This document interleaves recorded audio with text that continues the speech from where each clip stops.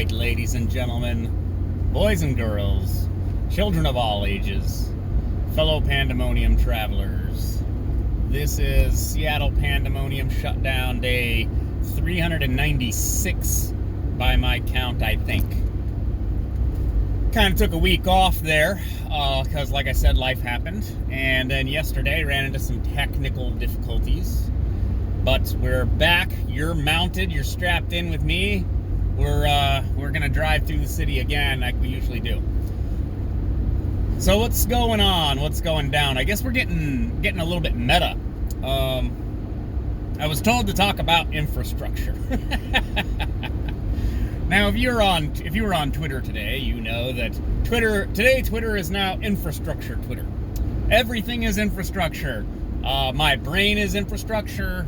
My house is infrastructure. My job is infrastructure. People's daycare for children is infrastructure. We're surrounded by infrastructure, both literally and figuratively. And where did this come from? Well, was it oh God, who was it? Was it Gillibrand? Senator? Oh God. Senator Gillibrand said that, like,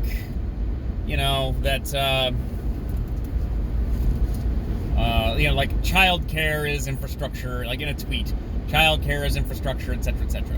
Now you've got this $2.3 trillion spending bill that is coming down. God. And some, $500 billion or something is supposedly meant to go to infrastructure. Now, when we oh God, there's so much here.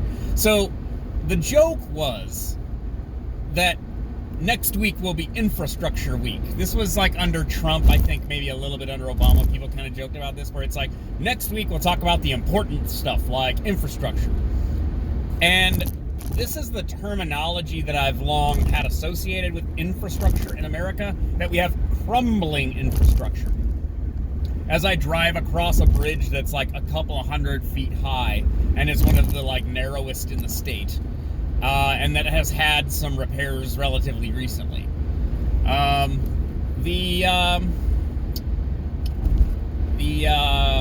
is it? West Seattle Bridge. They deemed that it was not safe to travel on, so they shut it down. You can't drive on the West Seattle Bridge. Get it, buddy. They came up with a plan to fix it. It's $10 million over 5 years or something like that. So there's some aspect of this which is quite literal, in the sense that there is, how would I put it?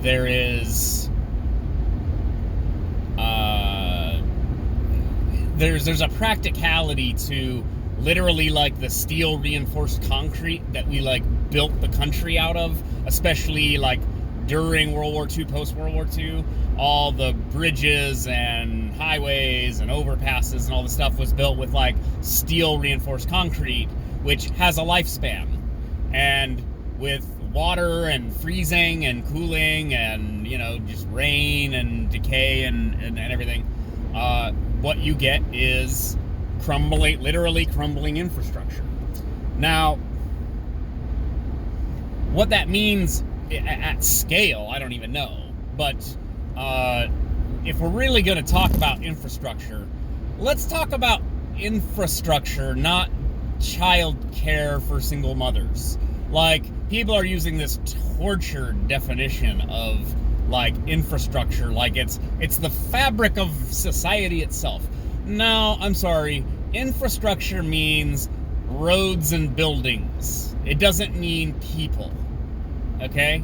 That literally, it means the physical things we've built, and the fact that some of these things are, again, crumbling, and we need to do something about it before some I-5 bridge just collapses and, hundreds of people die.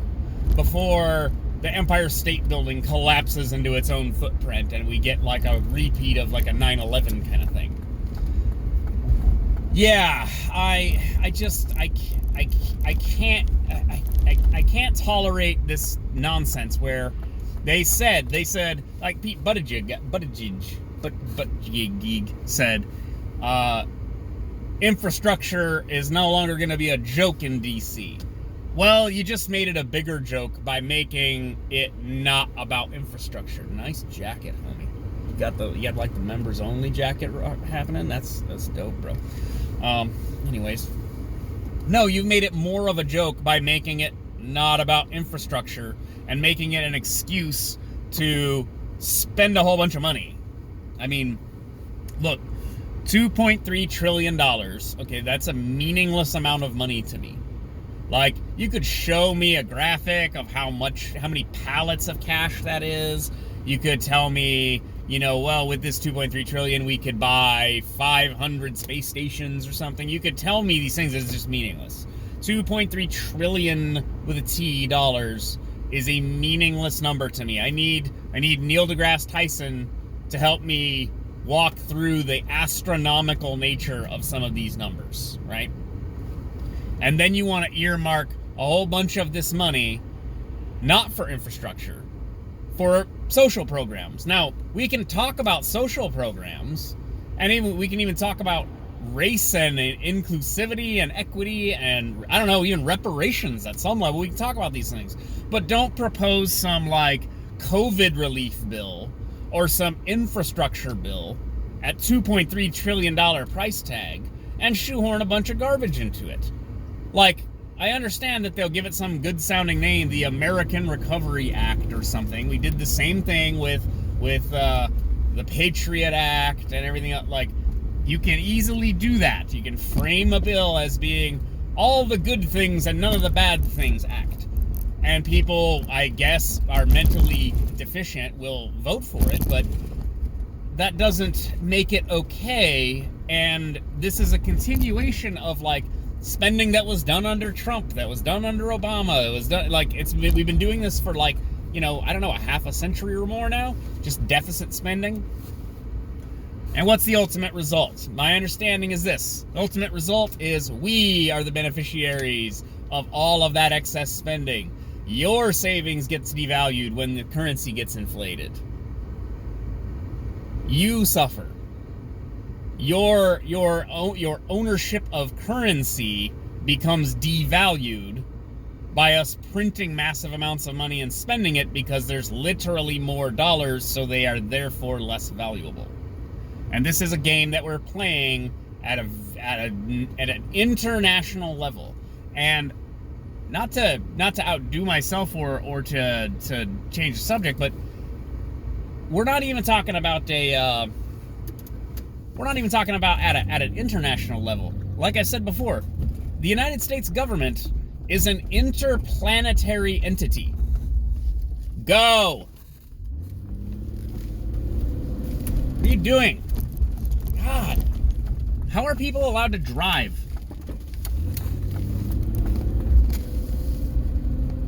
The United States government is an interplanetary force. And I think it's going to be helpful to think of things framed that way as we move forward, because it's only going to become more and more of a problem. So, yeah, Infrastructure Week. Nice California roll, bro. At least you did it. No, we're not going to be getting, like, you can watch my videos. I drive around the city. The streets are falling to pieces. It's like chitty chitty bang bang out here. We are not going to pass this infrastructure bill or the bill that has funds earmarked for infrastructure, and then suddenly Seattle city streets are going to be fixed. Suddenly the West Seattle Bridge is going to be fixed. Suddenly, the highways are going to be repaved and blah blah blah. That's just not really what's going to happen. We could pass a bill, all right, but the result is going to be a whole bunch of money goes out to some contractors. Some stuff gets built. Meanwhile, the Hoover Dam decays some more. That's another one that you try not to think about. You try not to think about, like, the Hoover Dam collapsing, getting blown up, terrorist attack, etc. Well, come on, Cabby, get after it. What are you doing? Oh man, am I militant in traffic? Am I a problem in traffic? No, we're not going to be getting some revolution. Oh, and bullet trains and all this nonsense. Like in SoCal, to build a light rail or whatever from like LA to San Francisco costs like $400 billion over like a decade. And it's like people don't seem to understand. Like, you can have, I sort of misstated this in a tweet the other day. You can have, hi, what are you looking at me for?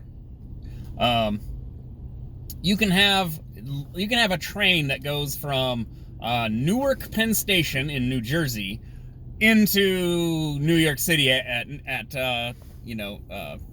Penn Station, right? You can go from one to the other on a train, and it's quite convenient. I've done it.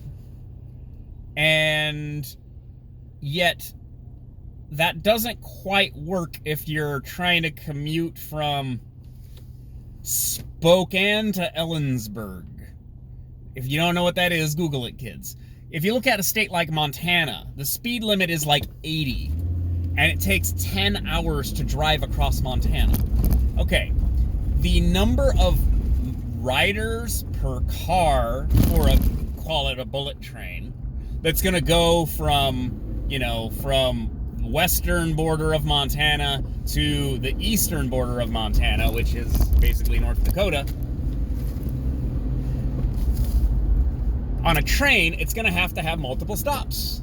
So if it has multiple stops, you're going to slow down every time. Then you have to speed back up. So the practicality is simply not there compared to, see, that's those roads I'm talking about, the real infrastructure.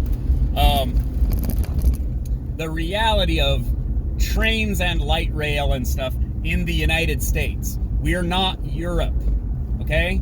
It's not the same thing. It's not going from Rhode Island to Connecticut. What do we got going on over there? Got soldiers. Was it National Guard? What are they doing? Vaccine? Can you see them? Interesting. Yeah, I'm not convinced that good things will come from this massive spending bill. In fact, the hyperinflation will probably eat up the gains of having any roads fixed at all. This fever dream of having high-speed bullet trains like in Japan, and then you're like, oh yeah, Japan's like the size of like half of Idaho. Oh, okay. So it's like not the same thing at all at scale, and that's the issue, guys. At scale, how much concrete, how much asphalt would it take to repave all the streets in America, all the roads? It's astronomical, which is why it takes decades to actually enact. At which point you have to fund the program for decades on end, and you're not going to do it with $500 billion. Even over 10 years. It's going to take $1 trillion over 10 years. Like, if we're actually going to do this and spend, well, then let's spend and do it. But that's not really how this works. What happens is we pass $2 trillion, then next year we pass another $2 trillion because these numbers are meaningless. Because, I don't know, the Federal Reserve,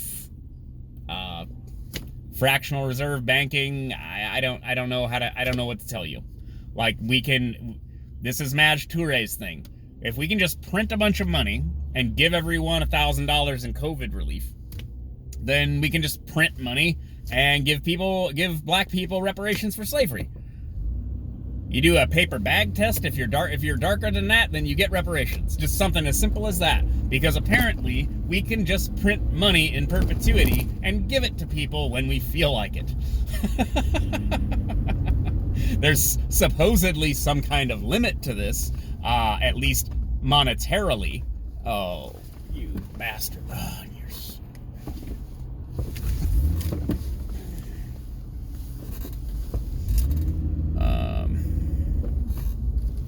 But yeah, that's kind of that. Maybe I'm completely wrong. I don't think I am, though. I don't think I am. Maybe that's enough from me for one day. What is this, Wednesday? Oh, goodness. Talk to you guys later. Bye.